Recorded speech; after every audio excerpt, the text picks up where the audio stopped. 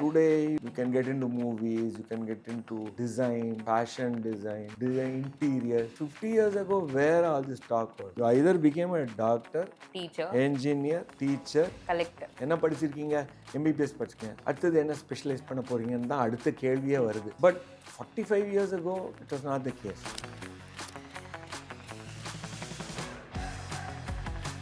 You were a good doctor if you did your basic medical degree. Yes. Because generally people think those who are taking doctor means they are always well-to-do, well-settled and things like that. Generally that's the thought process in people's mind. But actually what a real person goes through, only that person knows. So some 350 rupees was the stipend. I said, I'll get 350 rupees per month for one more year. So what are the biggest movement mistake people make in today's digital lifestyle?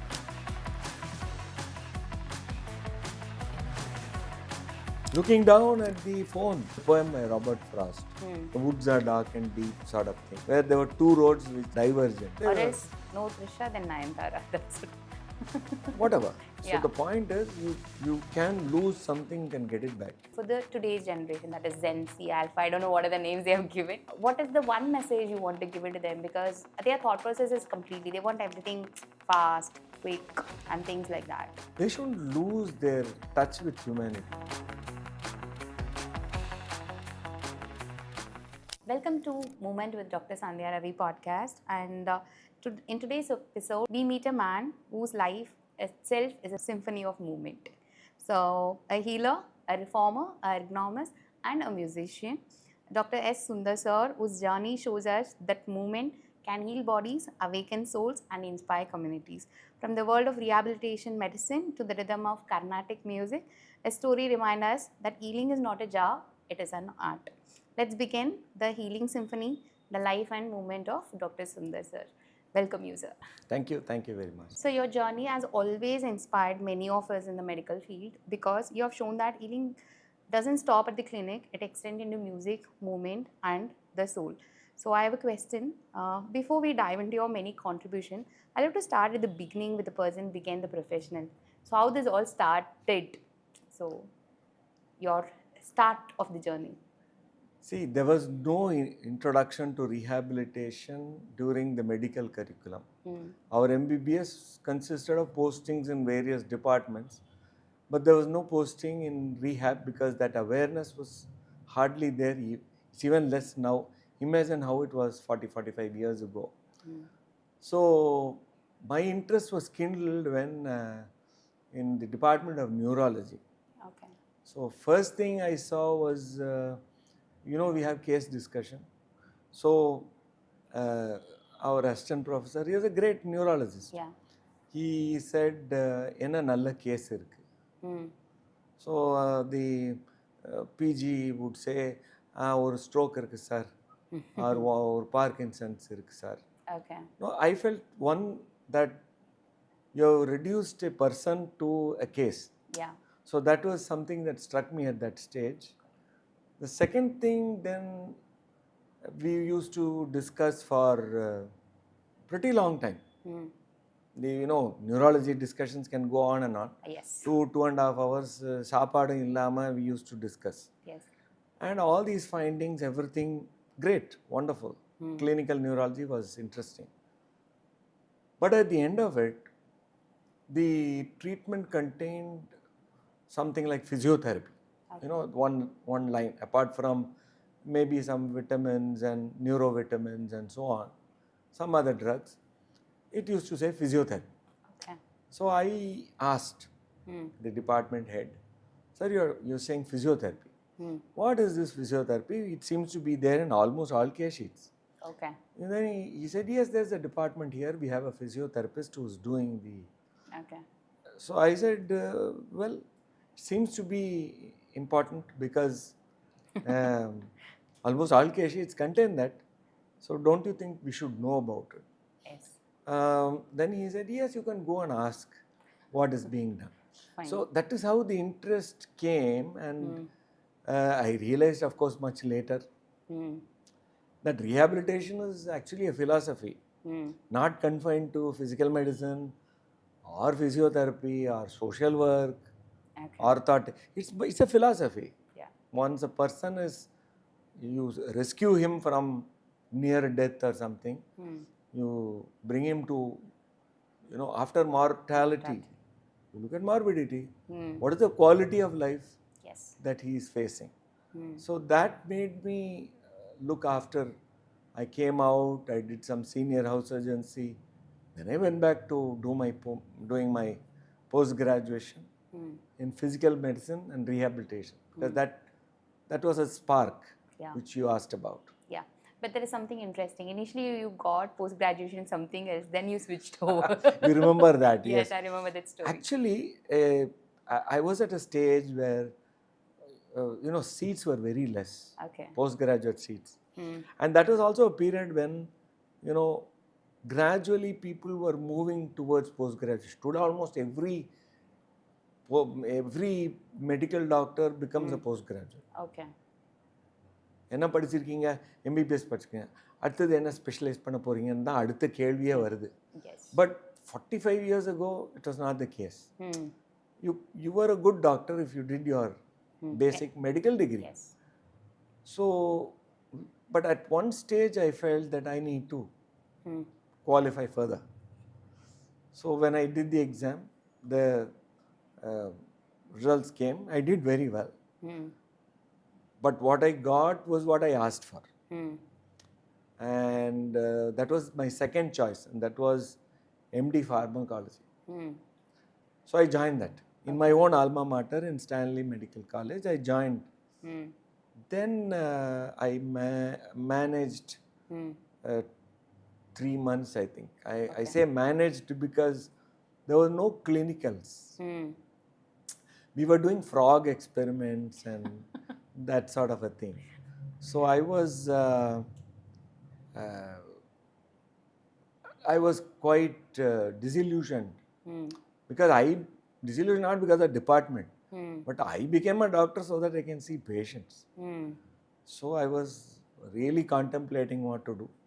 Then this call came from the directorate. See, Dr. Sunder, are you interested in taking up PMR, physical medicine and rehab? But it was a diploma at that stage. Okay. It was a 3-year diploma, which was considered by many as too much time for a diploma. So there was a big debate at home. I remember my mother saying, see, MD is an MD. Whether it's pharmacology or pathology or general medicine, you take MD. I said, this MD doesn't allow me to see patients. I want to see patients. But that's only a diploma. He at least, see, we were hard up for money also. So some 350 rupees was the stipend. I said, I'll get 350 rupees per month for 1 more year, for 3 years. So instead, if it is a 2-year diploma, one year I will not get any income. So those were the days. So that's how I joined. Yeah, no, that is because generally people think those who are taking doctor means they are always well-to-do, well-settled, and things like that. Generally, that's the thought process in people's mind. But actually, what a real person goes through, only that person knows. Yes. So what you say is right. But when in life? See, in the initial stages, it's always struggle, na? Yeah. Even if you are a neurosurgeon, don't you think you are a physiotherapist? Yes. Do you think immediately you can attract 100 people? No. It takes time. That time is what I mean. Yes. So yes, it takes at least a couple of decades and the best part of your life, your youth, to build up your credibility. Kandipa. That is the phase you have to work hard so that later you will bear fruits for life. Yeah, many of my friends, they work till 11, 12 in the night and all that. Yes. It's hard. It's hard work. Yeah. Thank you so much for sharing this. And now one more question. Like, you have worn so many hats, like physician, ergonomist, social reformer, and musician. Social reformer, okay. I don't reform anybody. Okay, so you do a lot of social work as a philanthropist. Okay. Difficult to say that is social work also. Yes. I make people walk. Yes. That's it. Fine. So, if I ask you to describe yourself today, how would you define who Dr. Sunder really is? Because you have a lot of hats Which one will you define?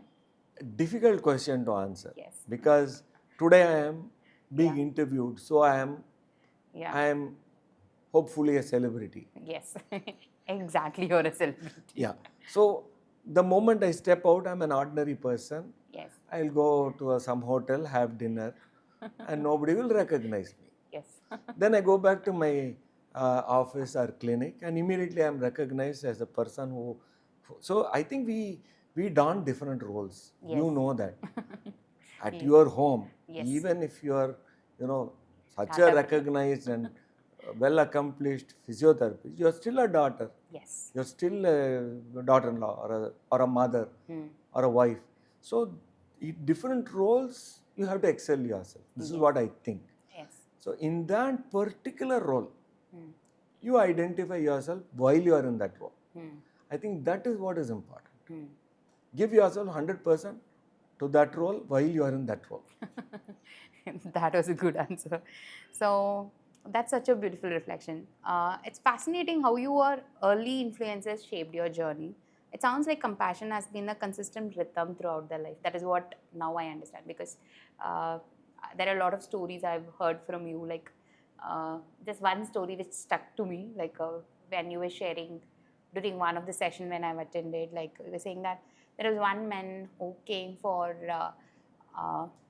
he was a barber. I hope you Yeah, remember. you're right. You're right. Yeah, like for the arm, Upper limb prosthesis. upper limb prosthetics. So that time, like when you gave him, he said, "No, I don't want this, because you need for the scissor to be hold it." See, this rather than compassion, I think we have to approach this with empathy. Yes. We should try to understand what they want. Yes. Now, as I told you, I was a PG, just learning the whole thing. So I was just prescribing. We feel that we know everything. So an upper limb amputee, upper limb prosthesis. ஐயா கேட்டான் எனக்கு வேலை செய்கிற கை வேணும். So I was immediately mechanical hand. That's all my comprehension was. So he said வேலை செய்கிற கை, and I made him pick a spoon or pick up a glass or a book. And he told me, sir, my right hand is normal or whatever. I think it's left hand. Left hand is normal. Why would I need to hold a spoon and thing? I got another hand. Yeah. No, then he said, வேலை செய்கிற கை வேணும்னா என்னோட வேலை செய்கிற கை வேணும். Yes. So he taught me vocational rehabilitation. Wow. My patient taught me what vocational rehabilitation was. I would have just given him a mechanical hand, but it wouldn't have helped. Of course, later on I designed a new prosthesis. It won the international award for that, won me some recognition, some scholarships and all that. No, most of the time I strongly see that we always see from a perspective what we think they need, instead of even asking the person what you need. Yeah. Because it's happened in every profession. Because we already think we know that what the client wants. Correct. This is there in the... So what do you want to say about that? Because this is happening in every industry, and majorly in our industry. No, because see, all of us want to help. Yes. So that compassion that you said is always there. Yes. It is inherent in everybody. Most of us in this profession. Yes. It cannot be without that. Yes. But that feeling that you know what is best for him is always a little on the you think you know what is best for him. So there, even in my clinic, patients come and they say, Muttuvali sir, pain in the knees. And then I say, okay, diathermy or IFT, some exercises, maybe an injection into the joint. So he says, Muttuvali sir, chairலேருந்து எழுந்திருக்க முடியல. So I give him another set of treatment, another 10 days. And he says, முட்டுவலி குறைஞ்சு போச்சு, ஆனால் சேர்லேருந்து எழுந்திருக்க முடியல. Yes. So I tell him, சேரை மாத்தியா? Then he said, சேரை மாத்தினா வலி இல்லை sir. So they teach you. Yes. So we think different treatment. The problem is the chair they are sitting. Yeah, a Yes. simple example. Yes. We completely understand. Yeah. That's where the ergonomist of But yours born. we'll never think like that. Yeah. We think of the pathology. Yes. No, recently also we saw a case in virtually online. So there was a patient who was connecting us from UP, Uttar Pradesh. So this lady is around 27 years old, is complaining of back pain. So we did everything. Then again, 2 days got down. Then again, so I said, I need to see the complete day of your work, how you work in your kitchen, how you sleep, how you think. Shoot and send it. And she shooted a video and sent it to us. Then we identified whenever she's washing the dishes, she wash it, and the dishes to keep it is in the down.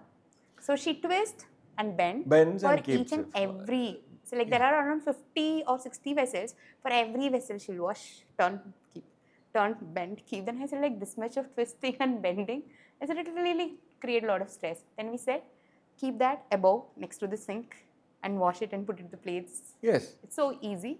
Then she changed that. Automatically the things got sorted out. Yeah, you probably could have made more money if you didn't get that advice. Yeah, but the thing is like we work for them to get the recovery faster. Yeah. Yeah, that happens. Yeah, so so you have been one of the most respected name in rehabilitation medicine in India. Let's talk about the moment through the lens of medicine and healing. So I want you to know from that perspective.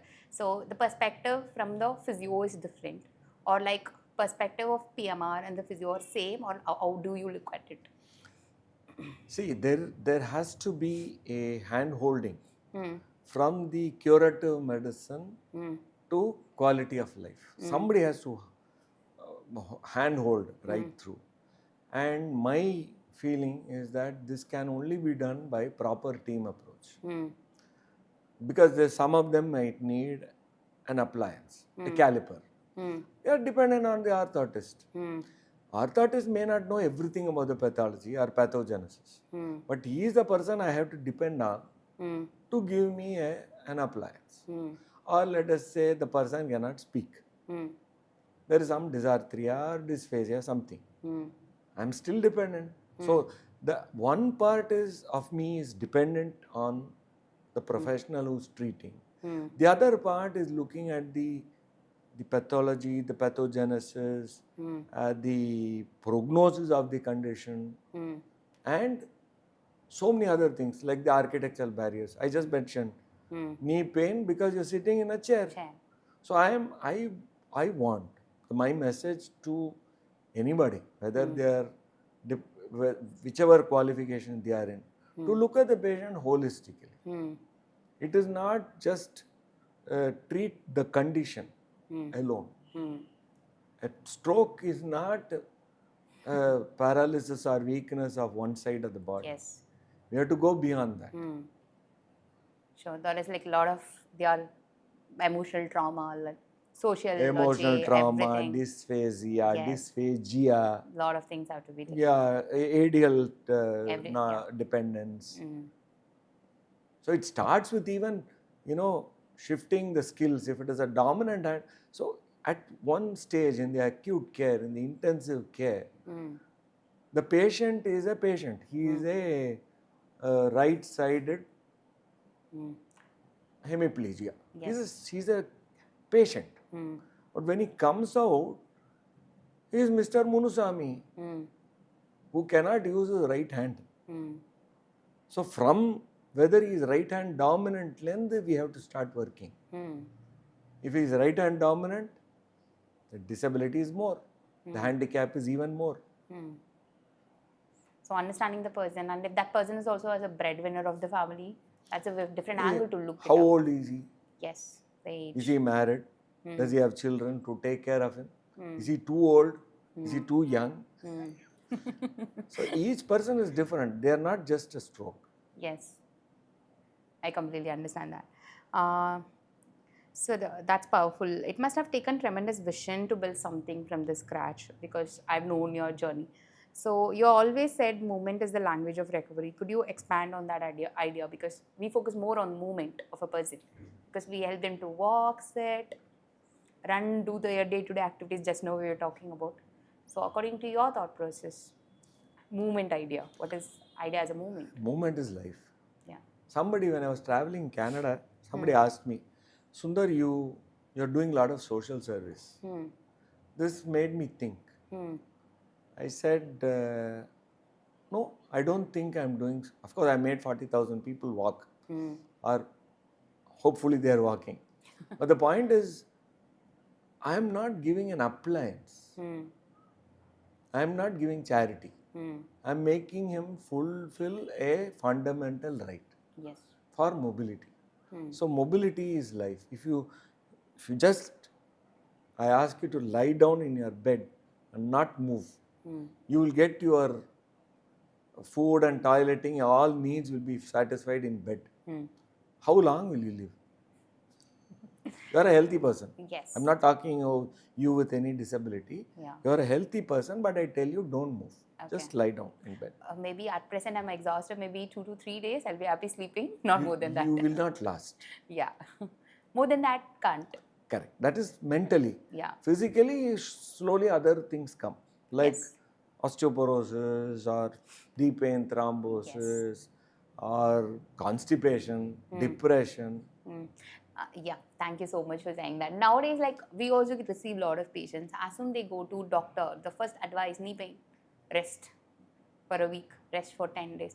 But don't you think so? Like there is rest needed. I'm not saying no in case if they are over working and things like that. But resting for a longer period of time automatically is going to create weakness and things. But sometimes this resting alone, they take it in head. Correct.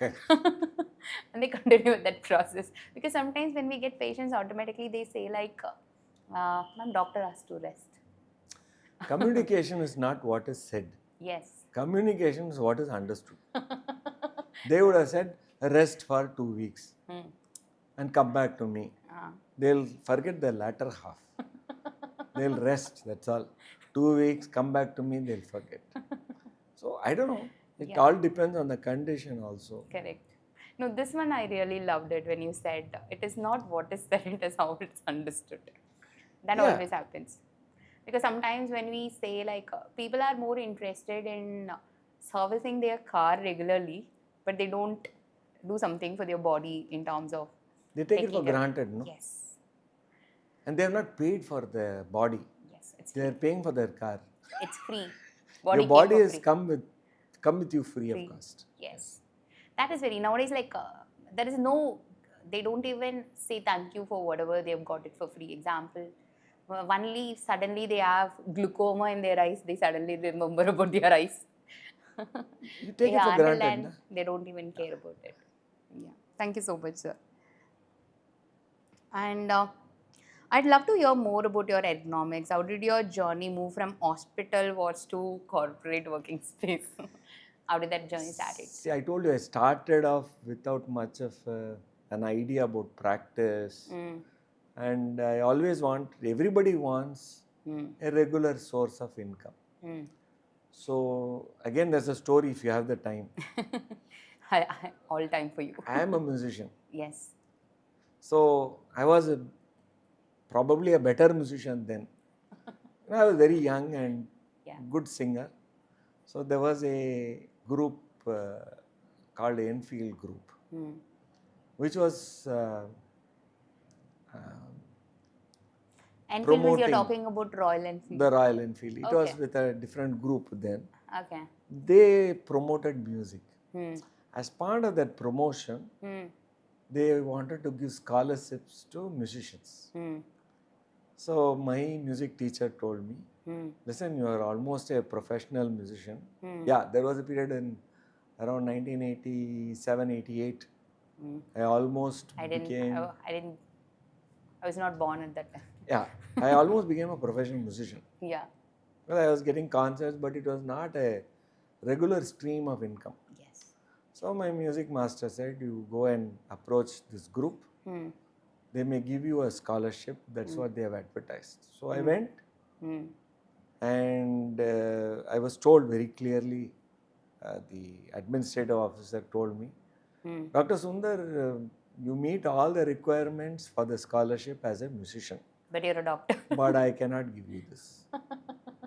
I said, why?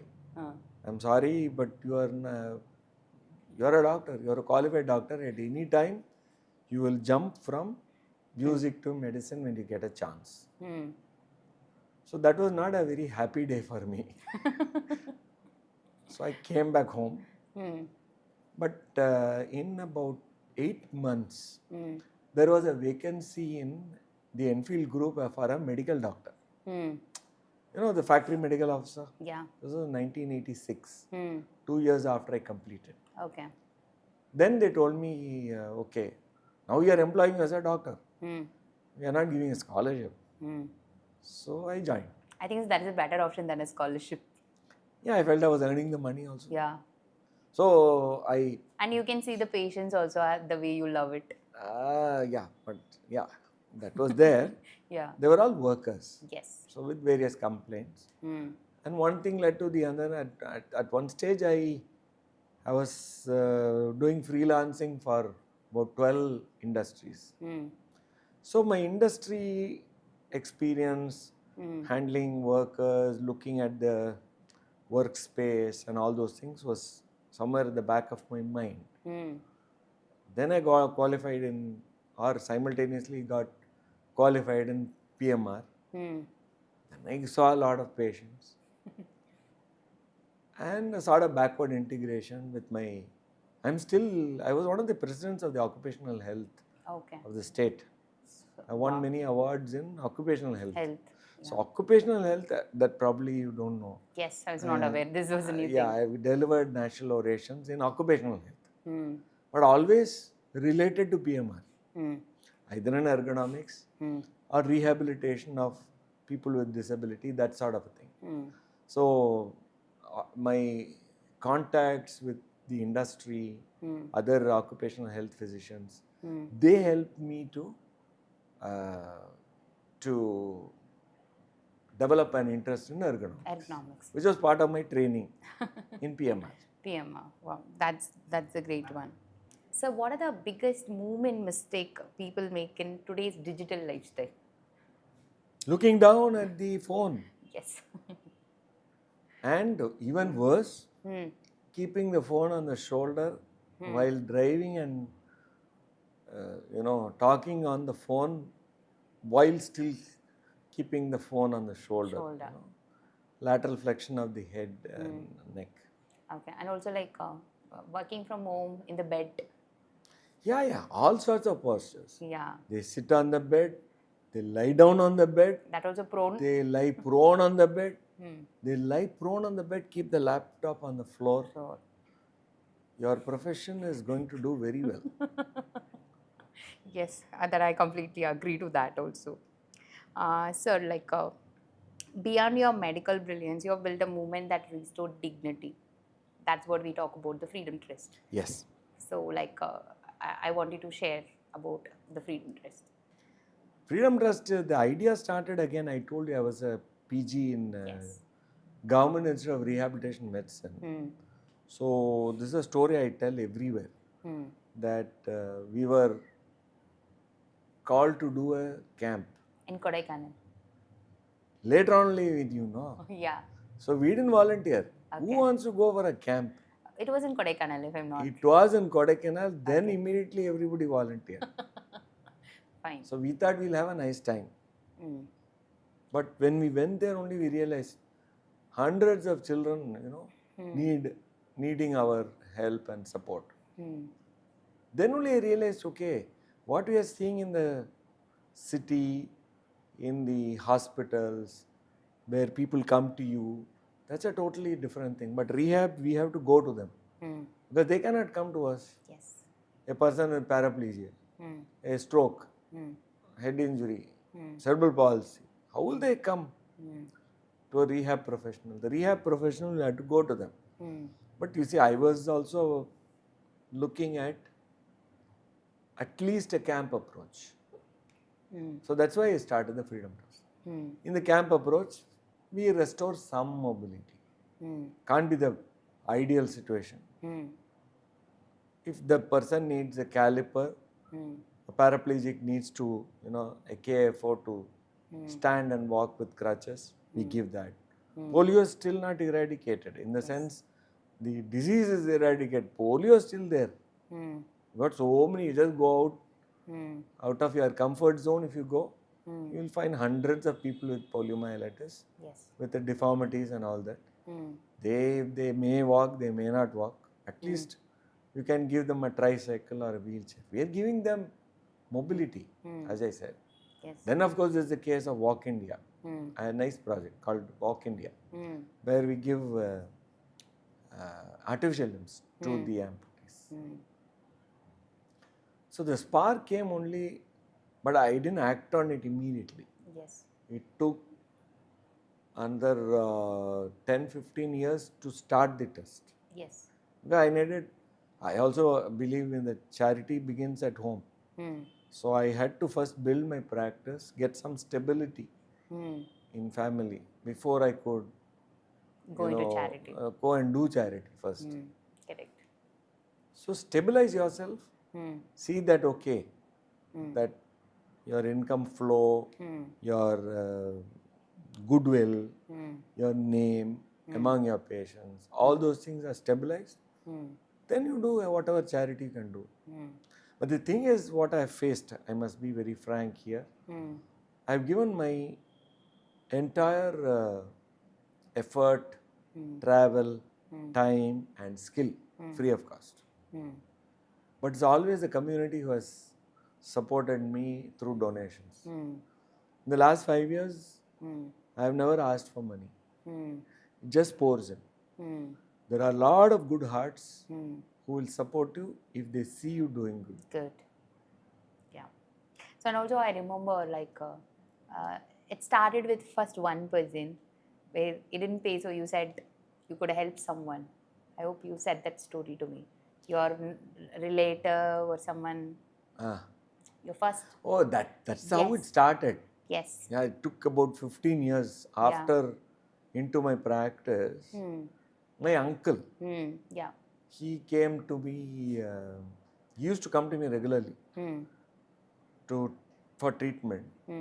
But because he was my uncle, I never charged him. And after several consultations, he told me, "This is not fair. I have to do something for you." I said, "Okay, don't do it for me. I don't want to take money for me. We'll start a trust. We'll do something." That's how it was born. Yes. So that is what, because always the first thing to start, then the movement will go. Yeah, I was not earning so much that I could put in my money and start. Yes. He was retired. He had a lot of money, which I couldn't take from him. Yes, I completely understand. So some other way, that helped a lot of other people to start as a journey. He was one of the trustees, founder trustees. But now there are totally new set of people. I am the only continuity. Yeah, fine. That was. And now something interesting we have done with your rehabilitation journeys. Something interesting I got to know later, that you're also a Carnatic music singer. So I want to move completely different and beautiful connected part of your life, that is music. So I wanted to share more regarding the music journey of yours. And I know you're guru to a lot of people in the music industry. That's right.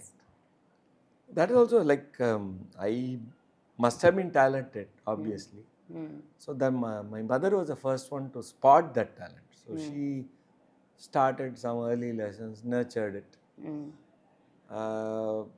And later on gave me exposure, pushed me also sometimes to Carnatic music, bhajans, Bengali music, exposure to different forms of music and other things also. Thing is, childhood was spent getting exposure to a variety of interests. Of course, not much in sports, but in the arts, yes. And I must have been singing well because I won a lot of prizes in those competitions. I was in Bombay at that time. Okay. So I used to get a lot of prizes here and there. But one of the conditions was you should not let go of your first rank in class.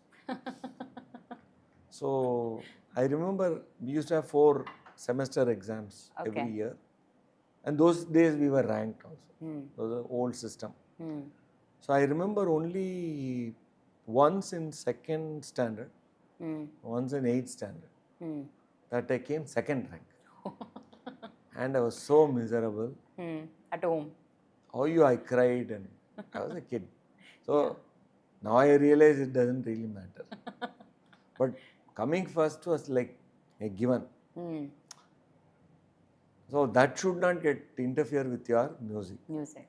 See, those times we did not have options. Yes. Completely agree. Today uh, you can get into movies, you can get into design, fashion design interiors. Hmm. 50 years ago, where all this talk was? Hmm. You either became a doctor, Teacher. engineer, teacher, Collector. join the IAS, whatever is this thing, Yes. or maybe a lawyer and accountant. These are the 5 or 6 professions. Hmm. So I became a doctor. My Yes. brother was an engineer, so I became a doctor. Doctor.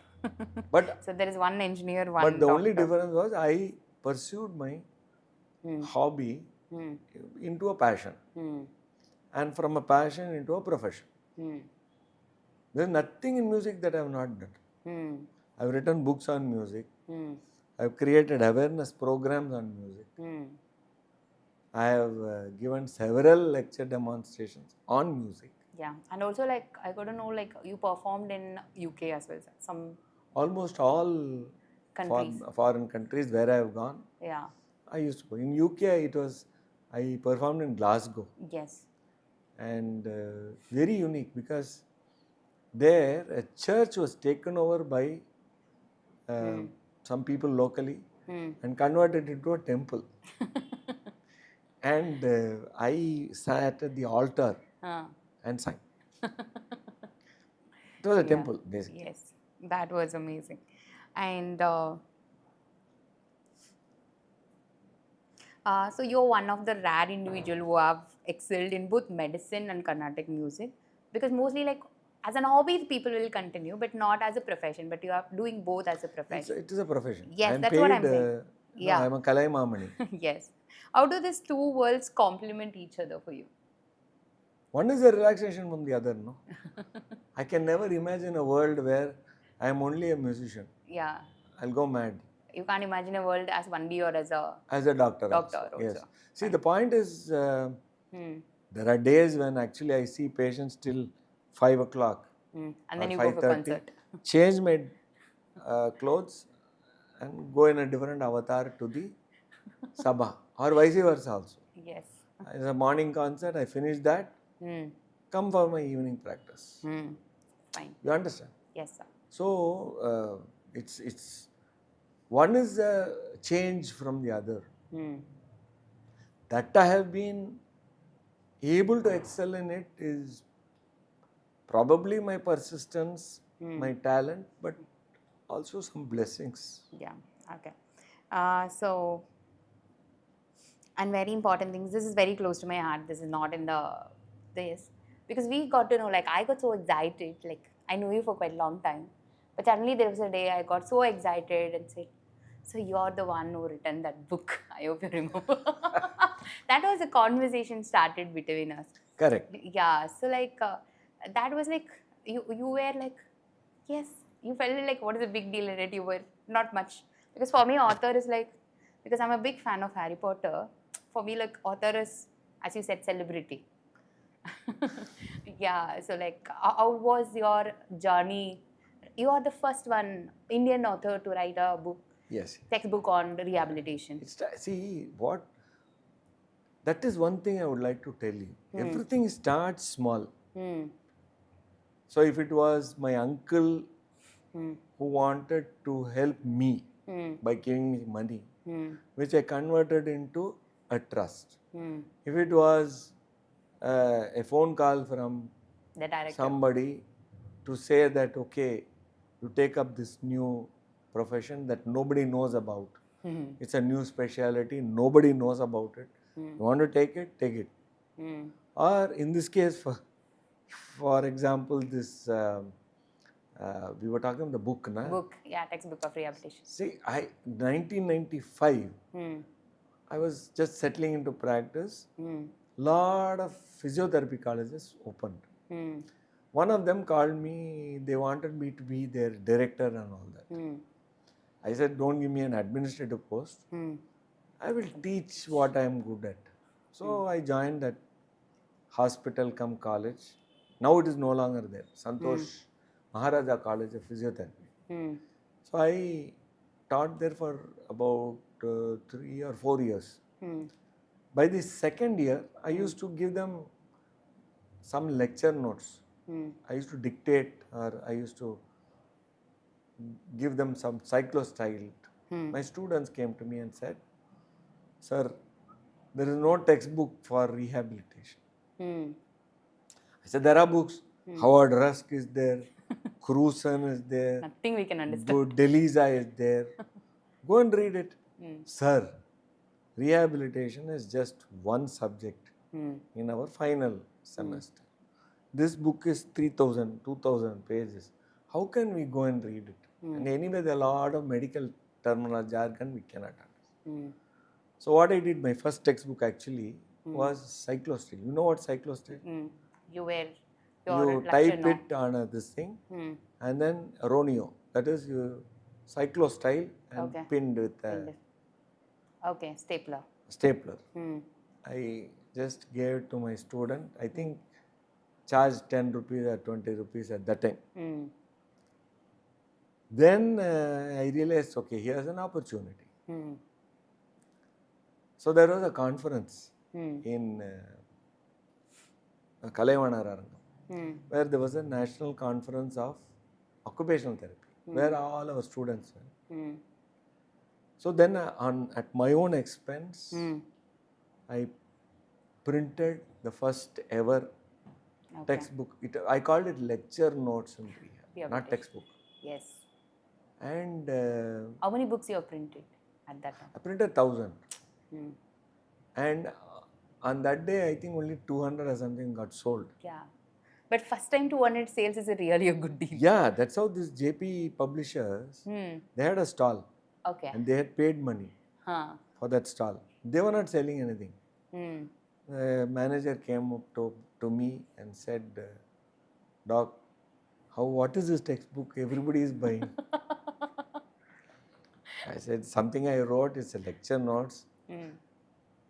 To be very frank, I'm not very proud of those first two editions. Because now when I look at the fourth edition, it looks much better. Fifth is going to be even better. In fact, it's one of my passions, or what I want to do now is to teach rehab to all the physio students. Physio, occupational therapy, they need some guidance. Sure. So I think we should be joining hands to reaching out to all these people. We'll do that. Because rehab is, there's so many facets of rehabilitation which are not taught in colleges. Yeah. No, that too, learning from someone who have pioneered in this field for more than nearly 4+ decades. The book came out in... no, sir, in rehabilitation field. You're there. You could call 91. 91. So it's more 34 years. Yeah, it's morely like, that is in that field, like Field of learning medicine, a lot. Field of medicine, 40 years. Yeah, so learning a lot in rehabilitation from a person like you, because because we also did a program in Kunu, like where I remember. Yes. People were lining up to get my selfies. Yes. Yeah. So no, that's what I'm saying. No, in college, like they don't say like bring rehabilitation book. They say like bring Sunder book. So like, and that too, like first time, like because I got to know you as Dr. Sunder Subramaniam. All right. You were not introduced to me as Dr. Sunder. Sunder, okay. So I thought like that was S. Sunder, but I didn't connect to Sunder Subramaniam. So like always I thought you're different and the book was written by someone else. So suddenly I got to know, like I got so excited. Oh God, these many days I was with a celebrity, but I was not even aware that I'm working closely with them. Celebrity, just that, okay. At Yeah. that time, it has evolved over a period. Yeah, And it was a felt need. yeah. Lot of students, it is their subject, they need to know. Yeah. No, but whenever you go for an event or something, suddenly people comes to know that you're the one, the author. Yeah, I was You get that pleasantly celebrity moment. surprised. Yeah, that was a surprise to me also. Yeah, so suddenly they'll come, so one selfie please, so can I get your autograph? Autograph, yes, that happened. Yeah, so I that agree. happened. So, and thank you so much because you wrote forward for my book as well, for the physiopreneurship. That's right. Yeah, so that was an amazing moment. As you already said, like physios who are watching this podcast, like soon, as Sir said, we will be starting virtual rehab sessions directly taken from Sunder Sir live. So we will work it out and we will do it. I think so. Like most physios will be happy to learn from you. My Yeah. pleasure. So that is a great thing, and thank you so much for sharing that. You love. I know you love teaching. so. So, what is your message to young doctors, physiotherapists, and musicians who want to make a difference but don't know where to start? Because you're there in all three professions, that's why this question to you. Oh, there are so many messages. Yeah. So So, one message one message, I'll tell you. for each. There's one by, there's a poem by Robert Frost, Hmm. The Woods Are Dark and Deep sort of thing, Hmm. where there were two roads which are divergent. Yes. And where he says, I took the one which nobody else frequented. Yes. Now, that probably retrospectively, when I look back, I have taken paths which others have not. Now, I won't say others have not taken, but they have been not many people. There have been physiatrists before me also. Yeah. It's not that. But to take a challenge Hmm. and do something which for me I don't know much about is worthwhile. Instead of going along with what everybody else is doing. Yeah. I'm not saying go diametrically opposite, Hmm. but try. Yeah. Okay. So similarly, among physiatrists, I took ergonomics. Hmm. You see, so always try to innovate Hmm. or do something that you can leave as a legacy. Yes. So at the end of what you do or when you finish, they'll remember you for something. Yeah. That's the first. Hmm. Second is, the only thing you will never get back in this world is time. Hmm. That's okay. That's a little overstatement, but still. Yeah. Correct. I mean, completely you agree. lose your health, you can regain it. Yes. You lose your money, wealth, you can you rebuild can it. somehow you can Yeah. rebuild. Even relationships. Yeah. If you don't want, if you want to get back that relationship, reach out. That's all. Yeah. There Or are- else, no Trisha, then Nayantara. That's it. Whatever. So Yeah. the point is, you can lose something, you can get it back. Yes. You hit your car, it is totaled, you can get another car. Yes. But the time when we started this interview, you'll never get that time back. Yes. Correct. You started this 1 hour ago. Hmm. You will not get that time. Yes. So that is one thing. So a lot of people tell me, timeless, sir. Hmm. So I said, this is the same time that You so also many great people. Hmm. I don't even tell myself. Hmm. So many great people are there. Benjamin Franklin, Leonardo da Vinci, our own Cho Ramaswamy. Hmm. Cho Ramaswamy excelled in so many fields. Hmm. So keep experimenting, keep reinventing yourself, develop a passion. Hmm. It doesn't have to be only what your job is, whether you become head of an organization. Yes, it's very heartwarming. Good. Try to do the best in what you are and excel in a lot of things. Yeah. That is my philosophy. It may not be the philosophy for some. Yeah. They'll say go into one and become the best in Best the in that. But there's no guarantee that I'll be the best musician. There's no guarantee that I'll be the best physiatrist. Physiatrist. There are much better physiatrists, there are much better musicians than I am. But I made a mark everywhere, here and there. Hmm. So you get a rounded personality without letting go of health, relationships, wealth, Hmm. and spirituality. Hmm. You shouldn't let go of all of these. Hmm. Then it's a good message. Yeah, so that was wonderful. And I missed one small part during the interview, the question. Because, like, generally people, when they are now, a lot of changes is happening. If you see, like, past 2-3 years, like last 20 years or 30 years of changes would have happened in last 3-4 years Yes. of time period. So generally, like, people get scared when new things are happening in the world. But like, I see you, like, even right now you learn a lot on technology. Like, you're also playing a major role when it comes to Jogo. Like, there were so Yeah. many other technology experts that connect you to understand, like, what make you be a lifelong learner always, like, you get upgraded very fast. Yeah, so that's what I'm saying. Hmm. You keep yourself alive only if you keep reinventing yourself. Hmm. So I realized, okay, when I started 91, Hmm. when I came out, Hmm. I had a center where probably I was the only physiotherapy, physical medicine in private practice in South Madras at that time. Hmm. So I was very unique. Hmm. And I had one of the best practices at that time. Hmm. But then now, if you look at physiotherapy being given, almost every place it is there. So you have to reinvent, Hmm. do something new. Hmm. So one of them is pioneering digital technology. Hmm. So digital technology is coming to stay. A lot of lakhs of companies have invested in digital technology. So wearable sensors, Hmm. EMG biofeedback, Hmm. virtual reality, augmented reality. Hmm. All these things are coming into it now. Hmm. So yes, I can afford to ignore it. Hmm. I can afford to embrace it. It's my choice. Yes. But at least I want to stay relevant. Hmm. Otherwise, it's time to retire. Hmm.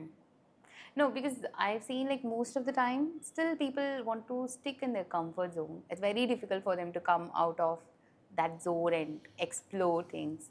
So, like, but actually, like, there is one word I've heard it from Irayanba IAS. I hope you have heard of him. Whom? Irayanba IAS. Yes, yes. So I always say, like, if you're not updated, you'll be outdated. So this is a message, like, always it stick to me in my head. So to be a lifelong learner, this is what always, whenever I say, like, Sandhya, if you're not updated, you're outdated, it'll be put out of the market. Huh. Yeah. So again, that's a choice. Hmm. I'm not saying don't, keep updating all the time. No. Hmm. At some stage, you will also be outdated. Hmm. You have to accept that also. Yeah. And it's not wrong. Hmm. Because I know people who are just, they lived happily up to 50, 55, retired early Hmm. with their pile of money. They're happy. Get up at 8 o'clock, Hmm. go for a swim, Hmm. then go for a massage. Hmm. Sometimes I envy them also. That's not a bad lifestyle. It's wonderful. Yeah. But for people who are made like you want to innovate, you can't keep still. Yes. So you keep yourself updated. Yeah.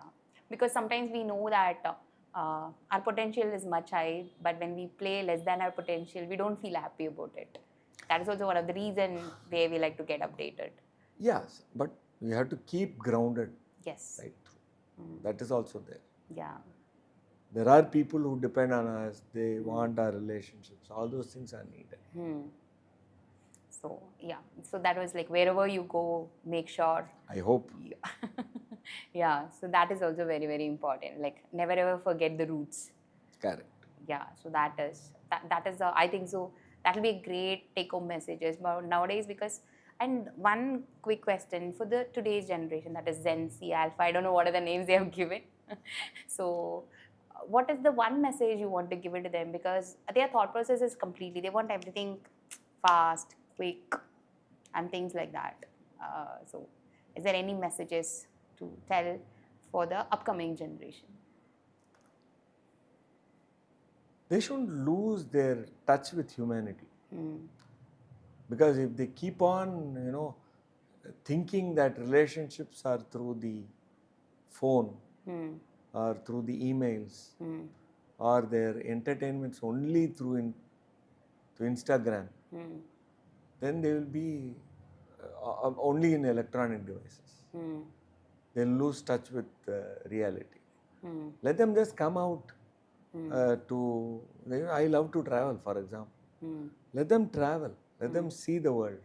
Hmm. So they must keep in touch with humanity, in touch with reality also. Very important. Hmm. Wow.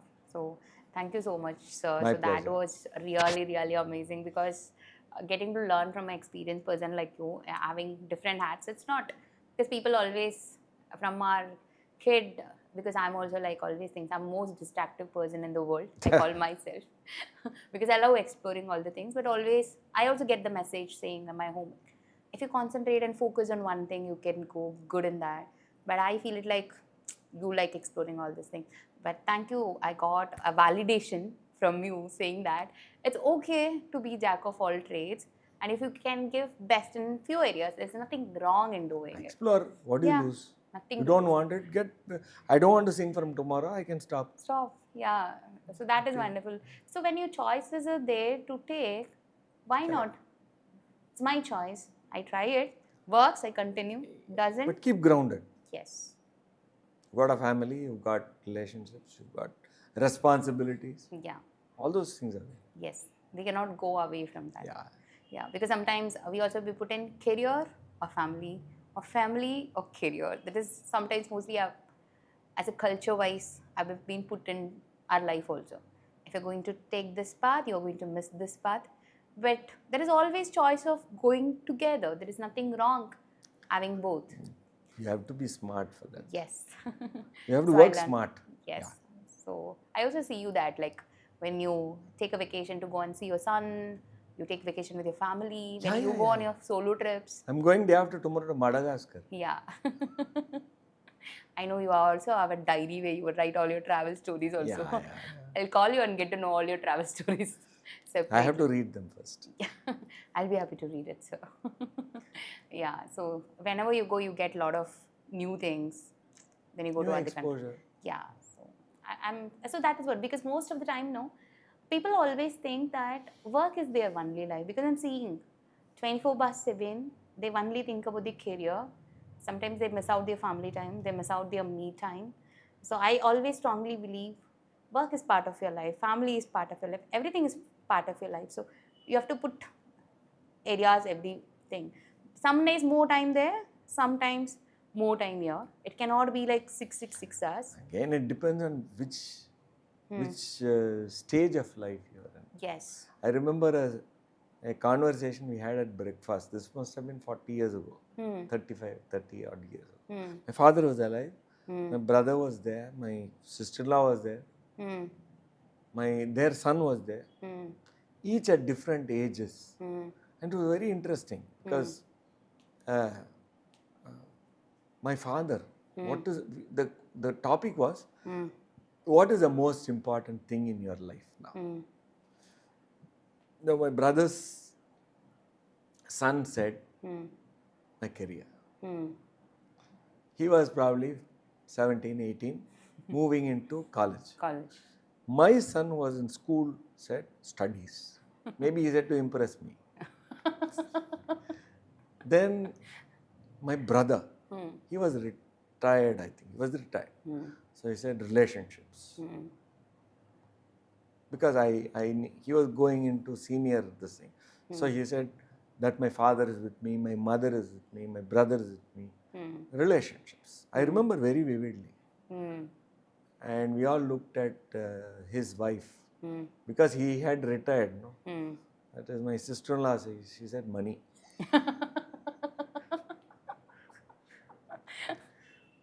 Fine. My father, he was by then about 70 something.